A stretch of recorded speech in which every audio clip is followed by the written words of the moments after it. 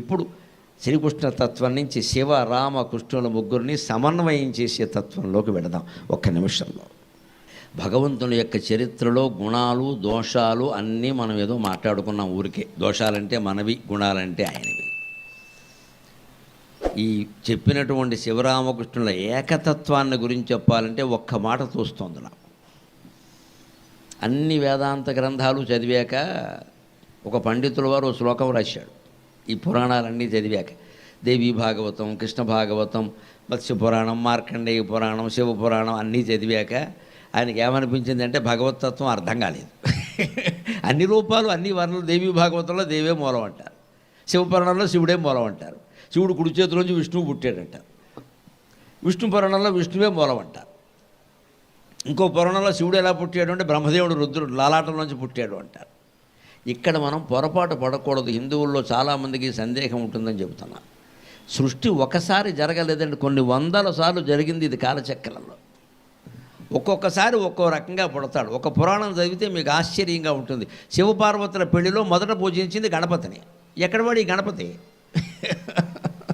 వాళ్ళ అబ్బాయి కదా, వాడు పెళ్ళయ్యాక పుట్టాలి కదా. శివపార్వతుల కళ్యాణంలో మొదట పూజించింది గణపతిని. విఘ్నేశ్వర పూజ చేశారు. అంటే మేఘవాహన కల్పం, పద్మకల్పం, బ్రహ్మకల్పం, శ్వేతవరాహ కల్పం, ఇలా కొన్ని కల్పాలు ఉన్నాయి.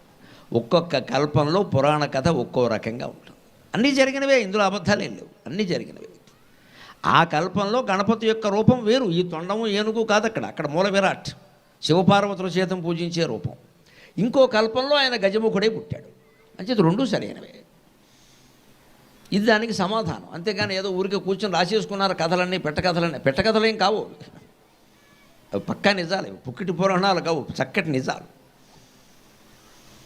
అలాగా భగవంతుడు అనేక అవతారాలు ఎత్తిన విషయాలన్నీ చూస్తే ఒక ఆయనకి మతిపోయి చివరికన్నాడ తవ తత్వం నజానామి కీదృశోషి మహేశ్వర యాదృశోషి మహాదేవ తాదృశాయ నమో నమః. యాదృశోషి మహాదేవ తాదృశాయ నమో నమః. భగవంతుడా నీ తత్వం ఏమిటో నాకు తెలియదు. తవ తత్వం నజానామి కీదృశోషి మహేశ్వర, నువ్వు ఎలాంటి వాడువో నాకు తెలియదు, అందుకని ఓ పని చేస్తున్నా. యాదృశోషి మహాదేవ తాదృశాయ నమో నమః. చాలా సులభమైన మాట. నువ్వు ఎలాంటి వాడువో నాకు తెలియదు కాబట్టి నువ్వు ఎలాంటి వాడివైతే అలాంటి వాడుకో నమస్కారం అన్నాడు. గొడవలేని మాట. రోజు మనం ఈ పూజా మందిరంలో ఈ మాట అంటే సరిపోతుంది. నువ్వేమిటో నాకు తెలియదు కానీ నువ్వేమిటో నీకు తెలుసుగా, నీకు నమస్కారం. అదే అమాయకత్వం. ఆ అమాయకత్వమే భగవంతుడు ప్రేమిస్తాడు. భగవంతుడి దగ్గర మన తెలివితేటలు ప్రదర్శించాల్సిన అవసరం ఏం లేదు. అమ్మ పుట్టిల్లు మేనమావు కానీ మనం అక్కడ ప్రదర్శించి మన అమాయకత్వమే ఆయనకి కావాలి. నాకు ఏం తెలుసురయ్యా, అది తెలుసున్నదేదో నువ్వు ఇచ్చిందే, తప్పున్నా నీదే, ఒప్పున్నా నీదే, ఇలా ఉండగలగాలి. ఇక ఇంకొక మాట ప్రత్యేకించి చెప్పదలుచుకున్నా. ఈవేళ మళ్ళీ దురదృష్టవశాత్తు శివకేశవుల మధ్య భేదాలు పెట్టేటువంటి ప్రచారాలు కొన్ని జరుగుతున్నాయి. ఎవ్వరూ హిందుత్వం పట్ల అభిమానం కలిగిన వాళ్ళెవరూ చాలా జాగ్రత్తగా ఉండవలసిన కాలం ఇది. ఎంత పెద్దవాళ్ళు చెప్పని, ఎంత పీఠాధిపతులు చెప్పని, శివుడు కంటే కేశవుడు ఎక్కువ, కేశవుడు కంటే శివుడు ఎక్కువ అంటే నమ్మాము అంటే మనకంటే ద్రోహి ఇంకొకడు లేడు ఇక్కడ. అందరు దేవుళ్ళు ఒక్కటే, అందరు దేవుళ్ళు ఒక్కటే. ఏం మాట్లాడడానికి వీల్లేదు. దానికి ప్రమాణాలు నేను చూపిస్తాను ఇప్పుడు. అదే సమన్వయం.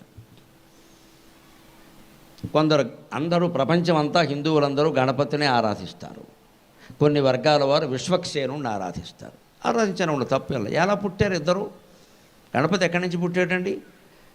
కామేశ్వర ముఖాలోక కల్పిత శ్రీ గణేశ్వర. భండాసురుడితో యుద్ధం చేస్తుంటే అమ్మవారు వాడు ఏదో విఘ్నాలు కల్పిస్తూ ఉంటే ఏమిటిది అధోగోళ అని భర్త ముఖంగా చూసింది. కామేశ్వర ముఖ ఆలోక కల్పిత శ్రీ గణేశ్వర. ఆ కామేశ్వరుడు యొక్క ముఖంలోంచి గణపతి పుట్టాడు. అంటే పార్వతీదేవి అంబ శివుడు ముఖంలోకి చూస్తే శివుడు ముఖంలోంచి గణపతి పుట్టాడు. మరి విశ్వక్సేనుడు ఎక్కడ పుట్టాడో తెలుసా? కాశీఖండం స్కాంత పురాణంలో ఉంటుంది. కాశీ నగరానికి ఒక రక్షకుడు కావాలి అని చెప్పేసి శివుడు పార్వతి కళల్లోకి చూస్తే పార్వతి కళలోంచి విశ్వక్సేనుడు పుట్టాడు. విశ్వక్సేనుడు ఎవరంటే శివపార్వతుల కుమారుడు. తేడా ఎక్కడుంది? మన అజ్ఞానం తప్ప. ఈ అజ్ఞానం నుంచే మనం బయటపడాలి.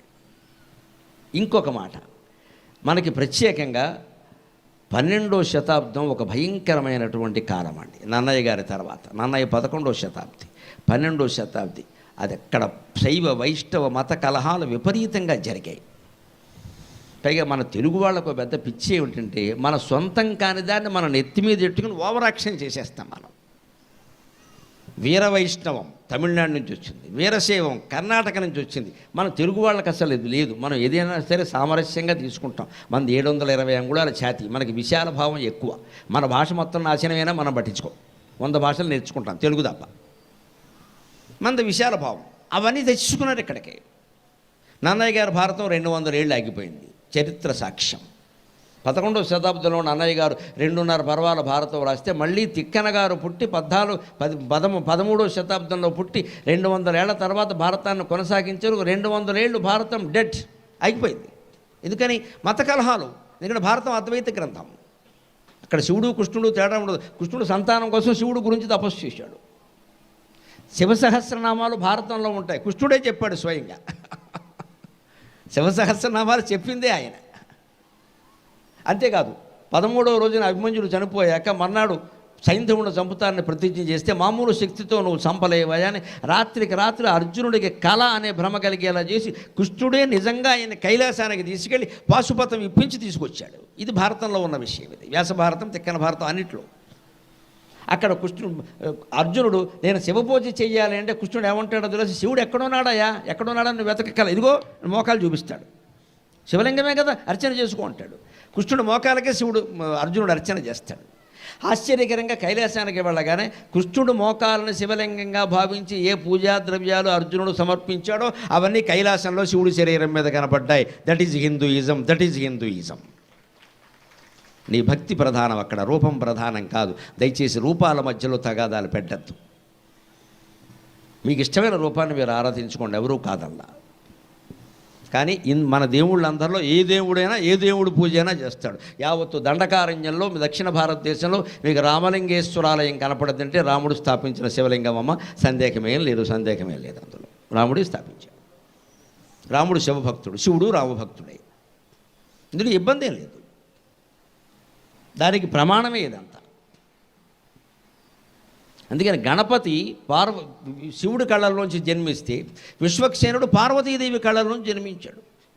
మీరు ఎక్కడి నుంచి తేడా చూపిస్తారు? తిక్కన గారు అందుకే పాపం 13వ శతాబ్దంలో పుట్టాక ఆయన్ని కూడా ఇలాగ భారతం రాస్తే తంతామనే పరిస్థితి ఉంది. ఆవేళ భారతం అద్వైత గ్రంథం. నువ్వు రాస్తే శివుడు గొప్పవాడని రాయి, లేదా అప్పుడు శైవులు కాపాడతారు.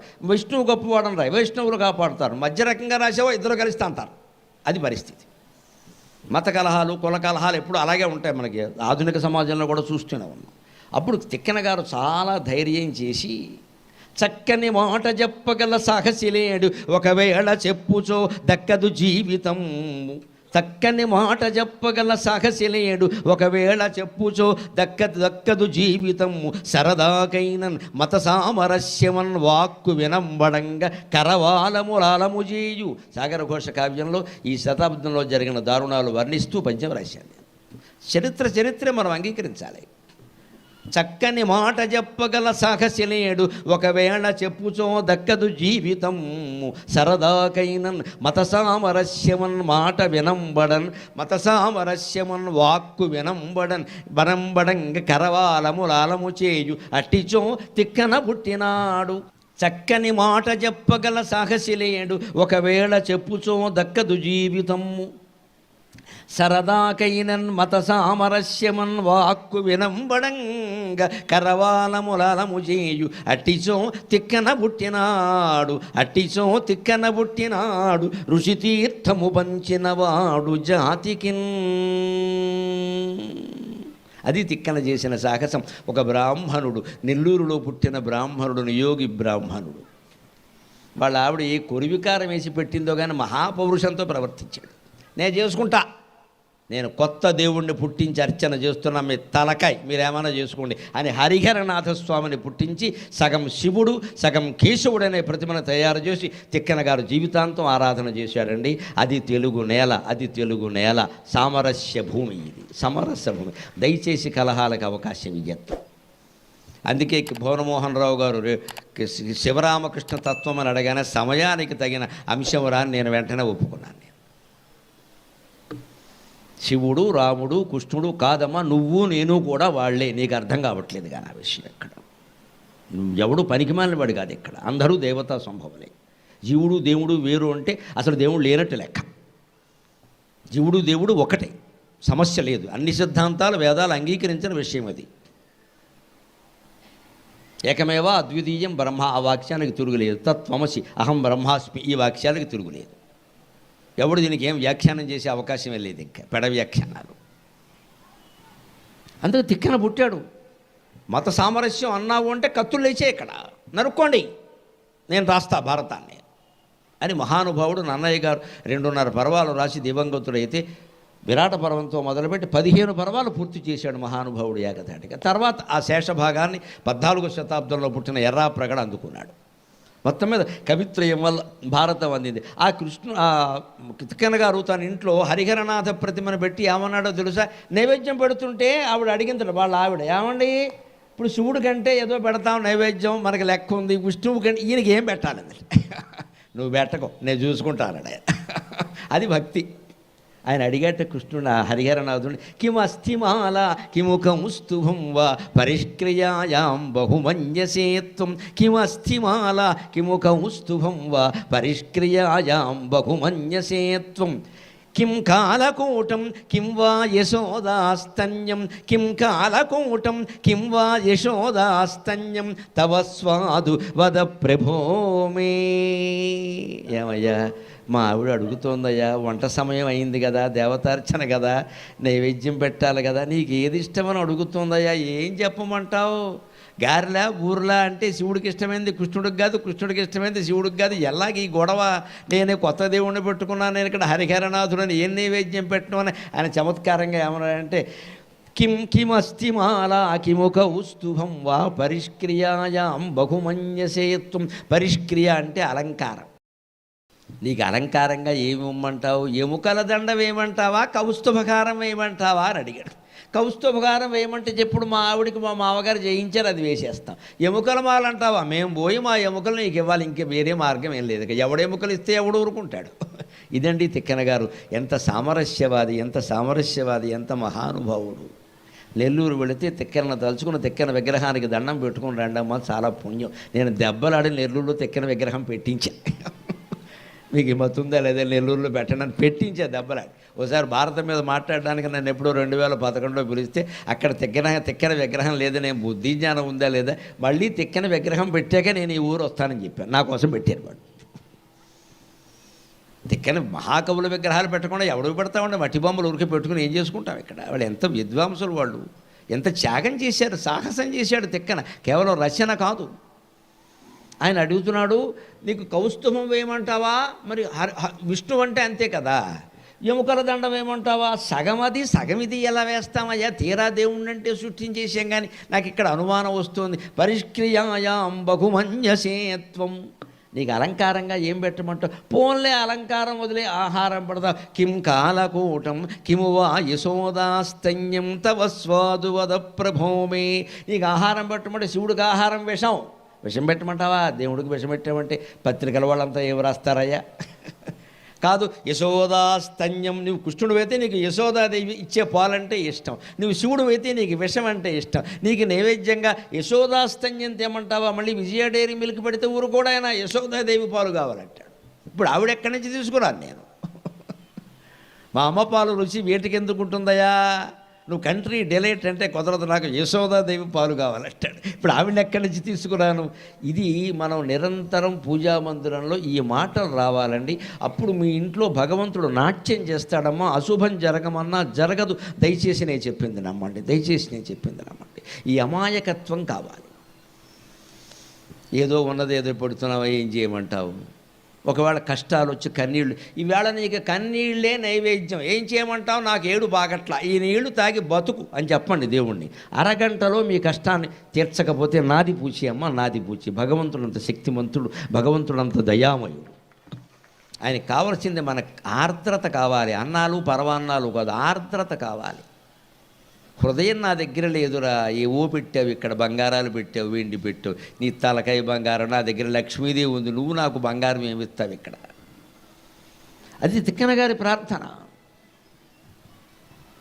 అందుకని పైగా ఈ శివుడు కేశవుల్లో ఎవరు ఎక్కువ అనేదానికి కూడా ప్రమాణాలు మన దగ్గర ఉన్నాయండి. ఒకసారి శివుడు ఎక్కువ అవుతాడు, మాయలో పడతాడు, విష్ణువు మాయలో. ఒకసారి విష్ణువు శివుడు మాయలో పడతాడు విచిత్రంగా. అవి ఉన్నాయి. మీరు ర్యాలీ వెళ్ళండి, తూర్పుగోదావరి జిల్లా ర్యాలీ, జగన్మోహిని కేశవస్వామి ప్రత్యక్ష నిదర్శనం మీకు.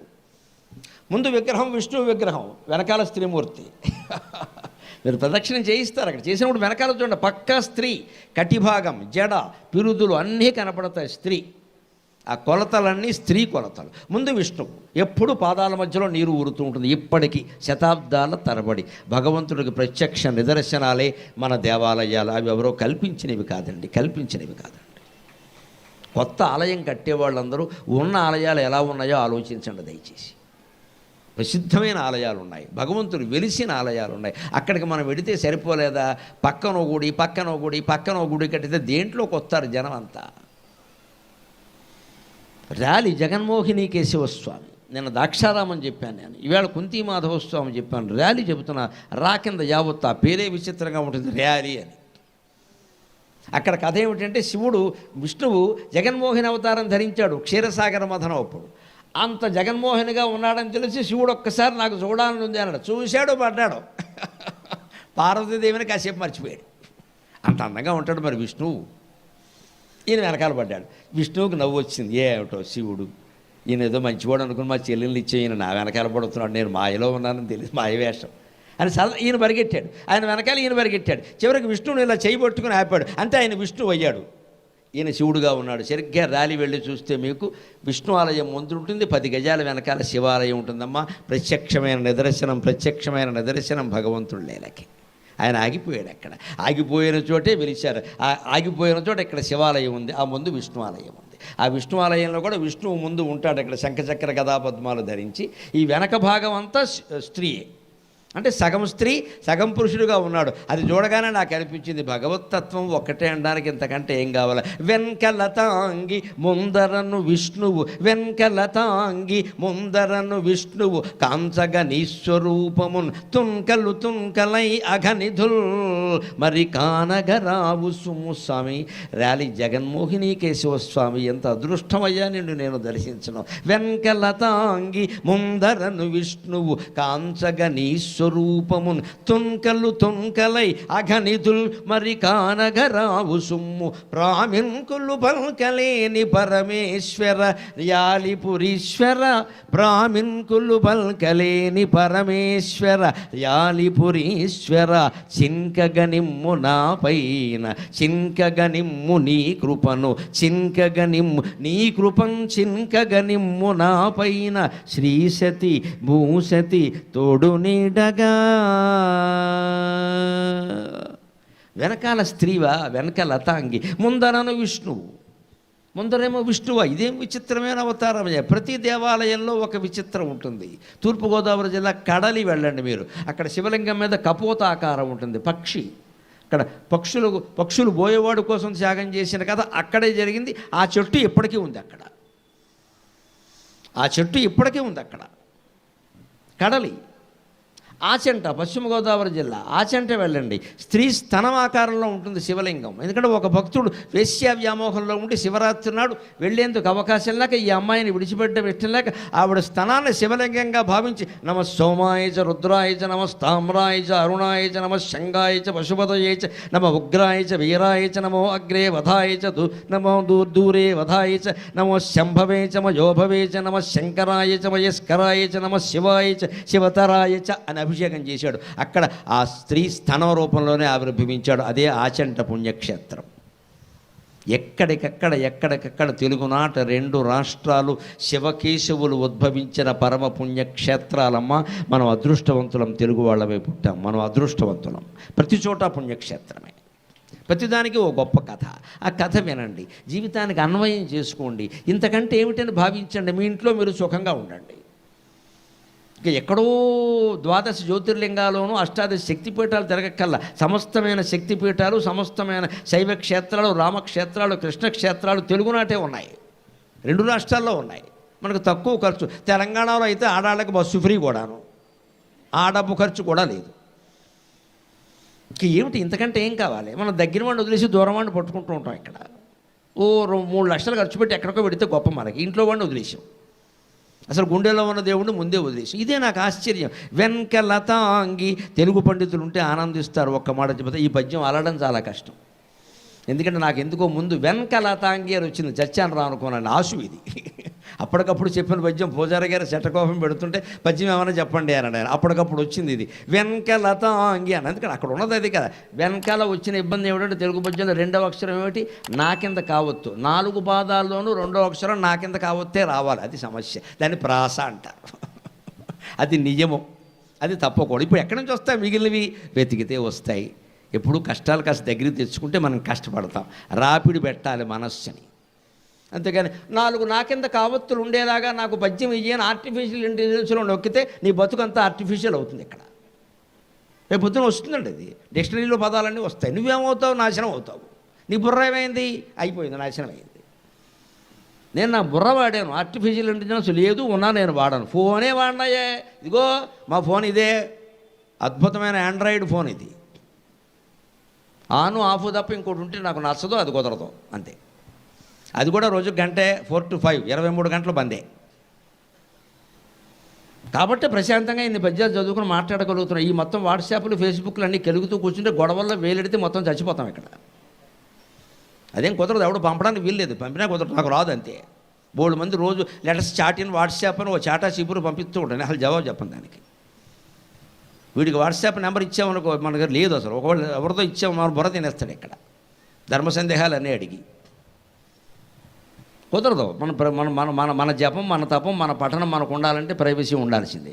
జనానికి దొరకదు. ఇలా ఉన్నప్పుడే జనం అంతే. వెళ్ళిపోవడమే కార్యక్రమం అంటే తిరుగులేదు ఇంకా, అంతే. ఆ ఏకాంతాన్ని ప్రేమించాలి, ఏకాంతాన్నే ఎక్కువ ఇష్టపడాలి. అప్పుడే సుఖంగా ఉంటాం. 10 మందిలో ఉన్నప్పుడు ఎలాగో ఉంటాం. అందుకని వెనకాన్ని మొదలుపెట్టాక నాకు ప్రాణం కతుక్కుమంది. ఆయన తెలుగు పండిట్, ఆయన కూడా ఇలా మొదలెట్టారు పద్యం. నేను మొదలెట్టానండి, విష్ణువు చూసుకుంటాడన్న.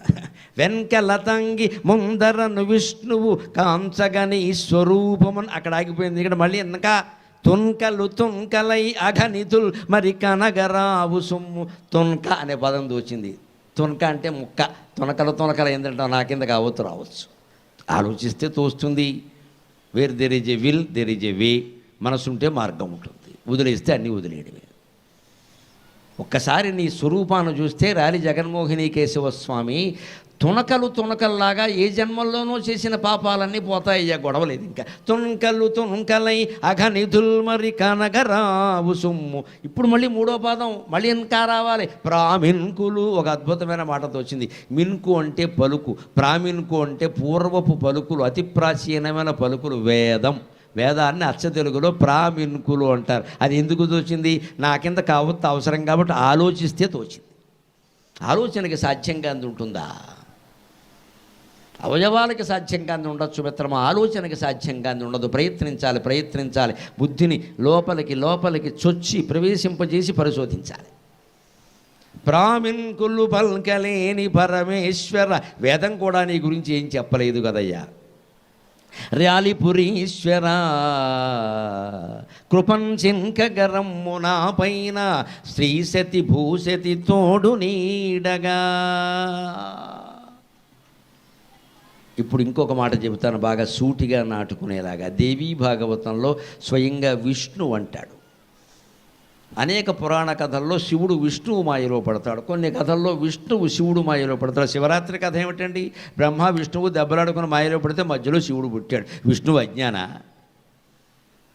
అక్కడ ఆయన మాయలో పడ్డాడు కాబట్టి శివుడు ఉద్ధరించాడు. ఇక్కడ జగన్మోహిని అవతారంలో శివుడు మాయలో పడ్డాడు కాబట్టి విష్ణువు ఉద్ధరించాడు. మొత్తం మీద నిన్ను ఉద్ధరించేది నువ్వే, ఇంకెవడు లేడని చెప్పడం అక్కడ. అందుకని ఈయన ఎక్కువ ఆయన తక్కువ అనకూడదు. ఆ విషయాన్ని విష్ణువే చెబుతాడు స్వయంగా. మద్భక్త శంకరద్వేషి మద్వేషి శంకర ప్రియ ఉభౌతౌ నరకం యాతౌ సిద్ధం నాస్త్యత్ర సంశయక. నాకు భక్తుడై ఉండి శివుణ్ణి ద్వేషించేవాడు, శంకరుడికి భక్తుడై ఉండి నన్ను ద్వేషించేవాడు, వీడిని మేమిద్దరం దగ్గరుండి చెరో చెయ్యి పట్టుకుని నరకానికి తీసుకెడతామని చెప్పాడు.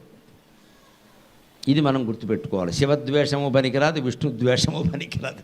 మద్భక్త శంకరద్వేషి మద్వేషి శంకర ప్రజ ఉభౌతౌ నరకం యాతౌ. ఇద్దరూ నరకానికి పోతారు. ఇద్దరు కానీ ఎలా పోతారో తెలుసా? మేమే దగ్గరుండి పెళ్లి కొడుకుని బావమరుదులు తీసుకెళ్ళినట్టుగా చక్కగా ఇద్దరం దగ్గరుండి రారవేధవాన్ని తీసుకెళ్ళి నరకంలో భారతం. ఏం తిరుగులేదని చెప్పాడు నేను. ఇంకొక మాట చెప్పుకుని మనం సెలవు తీసుకుందాం. సరికొత్త తెలుగు పద్యంతో భగవతత్వాన్ని సమన్వయం చేసుకుని సెలవు తీసుకుందాం. ఒకే వ్యక్తి శివుడి వల్ల ఒక ఫలాన్ని పొందాడు, విష్ణువు వల్ల ఒక ఫలాన్ని పొందాడు. కారణం వాళ్ళ గుణాల్లో తేడా, అంతేగాని శివుల్లోనూ విష్ణువులోనూ తేడా కాదు. ఆ విషయాన్ని అద్భుతమైనటువంటి పద్యంలో చెబుతాడు. ఉత్తర హరివంశం రాసినటువంటి మహాకవి నాచన సోమన 14వ శతాబ్దం వాడు. తిక్కన గారి మార్గంలో వెళ్ళినవాడు ఆయన. తిక్కన గారి శిష్యుడు అని కూడా అంటారు. తిక్కన గారి మార్గంలోనే వెళ్ళి హరిహరనాథుడిని ఆరాధించాడు. మా గురువుగారి మార్గమే నా మార్గం అన్నాడు. ఆయన చెబుతాడు హరికి హరుడికి ఉండే తేడా చూడండి ఒక్కసారి. వాళ్ళ ధర్మపక్షపాతంలో తేడా ఉంది తప్పితే వాళ్ళ హృదయంలో ఏం లేదండి. సారసమ్మున లేవ నీరసమ్మున జావ పద్మాసనుడు విరిపాలగనియే రూపు గంట జలంగ చూపు మంట నలంగ పంచబాణుడు విరిపాలగనియే వరములు బడయంగ శిరములు గడయంగ పంక్తి కంఠుడు విరిపాలగనియే గేగ రక్ష నటింప తేగ శిక్ష ఘటింప బాణాసురుడు వీరిపాలగనియే కనియ చిత్రములకు వీరు కలిసియుండి మనుప చెరుపంగ మనుప నెర్తురు వీరు కలిసియుండి మనుప చెరుపంగ మనుప నేర్తురు అఖిల లోకములకు దైవమేకమగుట అఖిల లోకములకు దైవమేకమగుట హరిహరాత్మకమెరిగితిమనిరి మునులు. ఒకే వ్యక్తికి శివుడు వల్ల ఒక ఫలితం, విష్ణువు వల్ల ఒక ఫలితం. ఆ వ్యక్తిని విష్ణువు రక్షించాడు, శివుడు శిక్షించాడు. శివుడు రక్షించిన వాడిని విష్ణువు శిక్షించాడు. వాళ్ళ వల్ల భేదం కాదండి, ఈ వ్యక్తిలోనే భేదం. దానికి పద్యం ఎంత అందంగా చెప్పాడు చూడండి. సారసమ్మున లేవ నీరసమ్మున సావ పద్మాసనుడు విరిపాలగనియే. విష్ణువు కారణంగా బ్రహ్మదేవుడు పద్మల నుంచి జన్మించాడు. సారసమ్మున లేవ, అదే బ్రహ్మదేవుడి శిరస్సుని శివుడు ఒక దెబ్బ వేసేసాడు. నీరసమ్మున సావ ఎందుకు వేశాడు మరి? వెయ్యడా? గిరిజాశంకరుల కళ్యాణం జరుగుతోంది. ఎవరిని పిలుస్తారు? పుష్కరాల్లో పురోహితులను పిలుస్తారు. ఏంటి వాళ్ళ స్థాయి వేరు. బ్రహ్మదేవుని పిలిచారు పురోహితుల కింద, స్వయంగా బ్రహ్మదేవుడు. ఈయన తిన్నగా ఉండొచ్చు కదా. అప్పుడు ఆయనకు 5 ముఖాలు ఉన్నాయి. అప్పటికే సరస్వతీదేవితో వివాహం అయింది, అంతే కదా లెక్క. అక్కడికి వచ్చిన పూజ చేయిస్తూ ఈయన మాంగళ్యం తంతునానయన మాంగళ్యం తంతునానయన అంటూ అమ్మవారికి వేసి చూడడం మొదలెట్టాడు, అందంగా ఉందని. అందుకే వేమన గారు అన్నాడు, ఆడుదాన చూడు అర్ధంబు చూడగా బ్రహ్మకైన పుట్టు రెమ్మదెగులు అన్నాడు. బ్రహ్మకే పుట్టింది నిజంగానే. పెళ్లి కూతురికేసి చూడడం మొదలెట్టాడు. అమ్మవారు అంత అందంగా ఉంది, ఆవిడ సౌందర్య లహరి. శివుడు చూశాడు, ఈయనకి తీవ్రవాదుల్లాగా ఎప్పుడూ ఆయుధం పక్కనే ఉంటుంది, పెళ్లి కొడుకైనా సరే. పాపం హేమవంతుడు వచ్చి ఇప్పుడు ఈ త్రిశూలం నీకు తెలియదులే ఉండాలని చెప్పాడు. ఇక్కడ ఆ త్రిశూలం దెబ్బ వేసాడు. ఏ కంటితో అమ్మవారిని చూశాడు ఆ తలకే నరికి పారేశాడు. పిచ్చి వేషాలు ఏకని చెప్పాడు. తర్వాత మిగిలిన నేను చూడలేదు, వీడియో వాళ్ళు వక్రీకరించలేదు నాకు తెలిసి, ఇక్కడ నువ్వు కానీ మిగిలింది కానీ అని. అది శివుడు అంటే. దెబ్బ వస్తే అంతే, పక్కనే ఉంటుంది త్రిశూలం, వెంటనే వేసేస్తాడు. మళ్ళీ దయ ఉండదు అక్కడ. శ్రీకృష్ణుడు కాదు ఆయన, రాముడు అసలే కాదు, లెక్కే.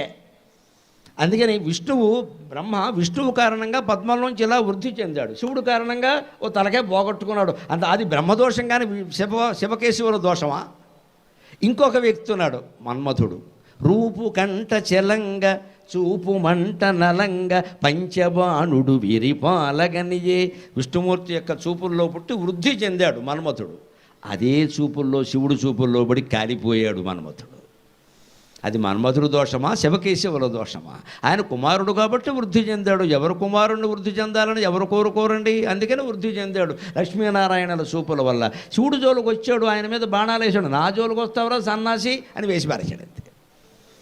అంచేది ఈయన రూపుల్లో ఆయన పెరిగాడు, ఆయన చూపుల్లో మంటల్లో గాలి దగ్ధమయ్యాడు. అది వారి దోషం కానీ శివకేశవుల దోషమా? మనం శివుణ్ణి కేశవుణ్ణి ఎక్కువ తక్కువ మాట్లాడుతున్నాం అంటే మన బుద్ధి తక్కువ, వాళ్ళ బుద్ధి తక్కువ కాదు అది. ఇంకొక పెద్ద మనుషున్నాడు రావణాసురుడు. వరములు బడయంగ శిరములు గెడయంగ పంక్తికంఠుడు విరిపాలగనియే. శివుడు రావణాసురుడికి వరాలు ఇచ్చాడు, విష్ణుమూర్తి ఆ రావణాసురుడు 10 కంఠాలు వేసేసాడు. ఆయన వరాలు ఎందుకు ఇచ్చాడు? రాము తపస్సు చేశాడు, వరాలు ఇచ్చాడు. వేషాలు వేసాడు, తీసి పారేశాడు. వేషాలు వేస్తే బ్రహ్మనే లెక్క చేయలేదు, రావణాసురుడు లెక్క చేస్తారేంటి? వేసి పారేశాడు. అంటే మన చర్యల్ని బట్టి భగవంతుని యొక్క ప్రతిచర్య ఉంటుంది, కానీ ఆయనకేమీ పక్షపాతాలు ఉండవండి. ఇంకో మాట కూడా, బాణాసురుడు వీడు మరీ విచిత్రమైన భక్తుడు, ఒక్కొక్కడు ఒక్కొక్క తిక్క ఉంటుందండి. ఇది అందుకే శివుణ్ణి తిక్క శంకరయ్య అంటారు. ఈ తిక్క వాళ్ళందరికీ కూడా ఈయన వరాలు ఇస్తూ ఉంటాడు. తిక్క విష్ణువు, తిక్క రాముడు, తిక్క కృష్ణుడు ఉండరు, తిక్క శంకరయ్యే ఉంటాడు. శంకరుడికే కొంచెం తిక్క, అదేంటంటే భక్తి తిక్క. వాడు ఎలాంటి వాడో నాకు అనవసరం, వాడు నన్నేం చేసినా నాకు అనవసరం, నా నెత్తి మీదే చెయ్యట్టినా నాకు అనవసరం, వాడు తపస్సు చేశాడు నేను ఇస్తాను. ఇది ఒక రకం తిక్క, అందుకే తిక్క శంకరయ్య అంటారు. బాణాసురుడు అఖండమైన తపస్సు చేశాడు. శివుడు ప్రత్యక్షం వరం కోరుకోమంటే ఈ వెధవ ఏం కోరాడో తెలుసా? నా ఇంటి ముందు నాతో యుద్ధం చేయమన్నాడు. ఈ తేట ఏమనాలి దీన్ని? బాణాసురుడు ముందు అడిగితే 1000 చేతులు ఇమ్మని అడిగాడు. 1000 చేతులు. ఫోన్లే చేతులే కదా, ఆర్టిఫిషియల్ చేతులు ఒక 1000 ఇచ్చాను, పుచ్చుకో, జైపూర్ నుంచి తెప్పిస్తా అని ఇచ్చాను. 1000 చేతులు ఇచ్చాడు. 1000 చేతులు ఇచ్చాక అన్నాడు, 1000 చేతులున్నా ఏం చేసుకోవాలో, ఇడ్లీ పిండి రుబ్బుకుంటామా, దా యుద్ధం చేద్దామన్నాడు. ఏమన్నాడు వీడు పొగరని? వరాలు ఇచ్చిన దేవుడు యుద్ధం చేయమంటాడు. ఒకడు ఊళ్ళు పొగర అలా ఉంటుందండి. 1000 చేతులున్నా ఏం చేసుకుంటాం, ఖాళీగా ఉన్నాం, దా యుద్ధం చేద్దాం. వెధవా, నేను ఇచ్చిన చేతులతో నాతో యుద్ధం చేస్తావా నువ్వు? నీ పొగరనిచేవాడు త్వరలో యాదవ కులంలో పుట్టబోతున్నాడరా, వాడు వస్తాడు పో అని చెప్పాడు. అంతే, అదే కృష్ణుడు. కానీ శివుడు యొక్క గొప్పతనం, మంచితనం, ఔదార్యం చూడండి. ఆయన బాణాసురుడికి వరం ఇచ్చినప్పుడు నీ ఇంటి ముందు కాపలా కాస్తానన్నాడు. వాడి కోటకి కాపలా కాసినందుకు తప్పైనా ఒప్పైనా కృష్ణుడితో యుద్ధం చేశాడు శివుడు. నేను వాచ్మన్ని, నేను యుద్ధం చేయాలి, నా డ్యూటీ నేను చేయాలి కదా, మా యజమాని ఎలాంటి వాడైతే నాకే, మీరు చూసుకోండి అని శివుడు యుద్ధం చేశాడు. కానీ ఆ యుద్ధంలో కావాలనే కృష్ణుడి చేతుల్లో ఓడిపోయాడు. అంతేకాదు, కుమారస్వామి రెచ్చిపోయి కృష్ణుడు కుమారుడైన ప్రద్యుమ్నుడితో యుద్ధం చేస్తూ ఉంటే షణ్ముఖుడిని దగ్గరికి పిలిచి, ఇది మన కాలం కాదు, ఓడిపోవాలి, పద, పార్వతీదేవి పిలుస్తోంది, మీ అమ్మ ఇడ్లీలు అల్లపచ్చడి చేసింది, పద వెళ్ళిపోదామని చెప్పాడు. తీసుకెళ్ళిపోయాడు. కొడుకును కూడా తీసుకెళ్ళిపోయాడు. వద్దు, ఇది మన కాలం కాదు, కృష్ణుడు నెగ్గాలి, కృష్ణుడు వేరు మనం వేరా, ధర్మం నెగ్గాలి, వీడిది అధర్మం, మనం ఎందుకు యుద్ధం చేసాం, వాచ్మెన్గా ఉన్నాం, వాడు జీతం ఇస్తున్నాడు అందుకని యుద్ధం చేసాం, వాడికి వరం ఇచ్చాం కదా. అంత భక్తవ శంకరుడు, అంత బోళా శంకరుడు, అమాయకుడు ఆయన. అంతే, నేను వరం ఇచ్చాను, నేను కట్టుబడి ఉంటా, ఏమైపోయినా సరే. అందుకని బాణాసురుడు పరిస్థితి ఏమిటంటే ఆయన చేతుల్లో వధింపబడ్డాడు, ఈయన చేతుల్లో వృద్ధి పొందాడు. అది ఇక్కడ చెబుతున్నాడు. ఇక్కడ గేహ రక్ష నటింప దేహ శిక్ష ఘటింప బాణాసురుడు వీరిపాలగనియే. గేహానికి రక్షకుడుగా ఉన్నాడు శివుడు బాణాసురుడు విషయంలో. వాడి దేహాన్ని శిక్షించాడు కృష్ణుడుగా. అది కృష్ణుడు తప్ప, శివుడు తప్ప, బాణాసురుడు యొక్క తప్పది. అంచేత జీవుల్లో దోషాలు ఉంటాయి, దేవుళ్ళలో దోషాలు ఉండవు. ఎక్కడ పడితే అక్కడ ఉండేవాడు దేవుడు, ఎక్కడ పడితే అక్కడే ఉండిపోయేవాడు జీవుడు. తేడా అది. ఎక్కడ పడితే అక్కడ ఉంటాడు దేవుడు, మనం ఎక్కడ పడితే అక్కడ కూర్చుంటాం. ఇంకా ఈ జన్మ అంటే ఈ జన్మ, ఈ శరీరం అంటే ఈ శరీరమే, ఇది వదిలిపోవాలి. ఎందుకంటే దేవతలకు అదేమీ లేదు. కనుము కనియ చిత్రములకు వీరు కలసియుండి మనుప చెరుపంగ మనుపునేర్తురు. వీరు హరిహర స్వరూపంతో ఉంటే మనపడానికి, అంటే వృద్ధి చేయడానికి, చెరపడానికి, చెడగొట్టడానికి అన్నిటికీ వాళ్ళు సమర్థులే. నువ్వు దేనికి వినియోగించుకుంటావనేది నీ ఇష్టం. అందువల్ల చివరగా తత్వాన్ని చెబుతున్నాడు నాచన సోమన. దాంతో మనం సెలవు తీసుకుందాం. ఆయన ఏమంటున్నాడంటే స్పష్టంగా, లోకములకు దైవమే కమగుట. అనంతకోటి బ్రహ్మాండాలున్నా దేవుడు ఒక్కడే, అనంతకోటి మతాలున్నా దేవుడు ఒక్కడే. అన్ని మతాల వాళ్ళు అంగీకరించే విషయం ఏమిటంటే దేవుడు ఒక్కడే. ఆ దేవుణ్ణి వారు ఇంకోలా అనుకోవచ్చు, మనం ఇంకోలా అనుకోవచ్చు, అభ్యంతరం ఏం లేదండి దానికి. 2 రోజులు బట్టి మనం శివుడు అనుకున్నాం, రాముడు అనుకున్నాం, కృష్ణుడు అనుకున్నాం, మధ్యలో అమ్మవారి గురించి మాట్లాడాం, షణ్ముఖుడి గురించి మాట్లాడాం, గణపతి గురించి మాట్లాడతాం. అందరూ దైవస్వరూపాలే, దానికేముంది. చివరికి ఇదంతా ఎందుకు అంటే, లోకములకు దైవమే కమగుట హరిహరాత్మకము ఎరిగితిమనిరీ మునులు.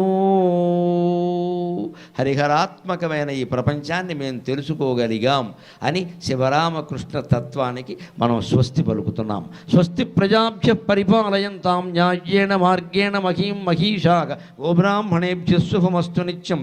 లోకా సమస్తా సుఖినో భవంతు, లోకా సమస్తా సుఖినో భవంతు, లోకా సమస్తాః సుఖినో భవంతు.